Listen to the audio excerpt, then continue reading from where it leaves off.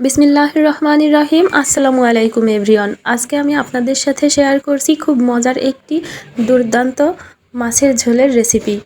এই রেসিপিটা খুবই সহজ এবং খুবই সামান্য কয়েকটি উপকরণে তৈরি। তাহলে চলুন দেখে নিই আমি কিভাবে রান্নাটা করলাম।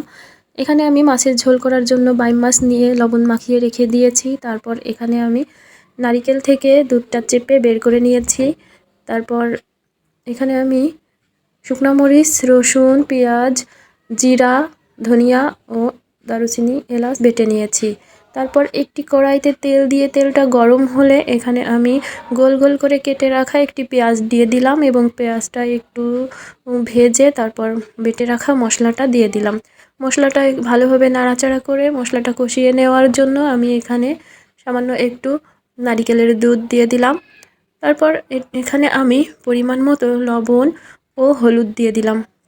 লবণ হলুদ দিয়ে ভালোভাবে আর একটু নাড়াচাড়া করে মশলাটা কষিয়ে নিব। মশলা থেকে যখন এরকম তেলটা ছেড়ে দিবে তখন আমি মাছটা দিয়ে দিব।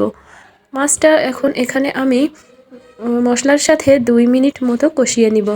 এখানে মাছটা কষিয়ে নেওয়া হয়ে গেলে ঝোলের জন্য আমি অবশিষ্ট নারিকেলের দুধটা দিয়ে দিব। এই রান্নাটা আমি সম্পূর্ণ নারিকেলের দুধ দিয়েই করেছি।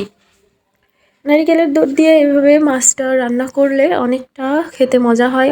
এভাবে যেরকম চিংড়ি মাছের মালাইকারি আমরা করে থাকি ঠিক প্রায় ওই রকমই আমরা এই মাছটা ঝোল করে নিব।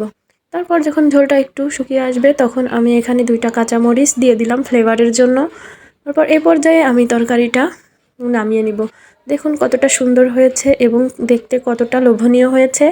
তারপর আমি এখানে তরকারিটা নামিয়ে গরম ভাতের সাথে পরিবেশন করে নিব। এই যে দেখুন আমি মাছের ঝোলটা নামিয়ে ধোয়া ওঠা গরম ভাতের সাথে পরিবেশন করে নিচ্ছি এবং দেখুন কতটা সুন্দর হয়েছে, গ্রেভিটা কতটা ঘন হয়েছে দেখেই আপনারা বুঝতে পারছেন।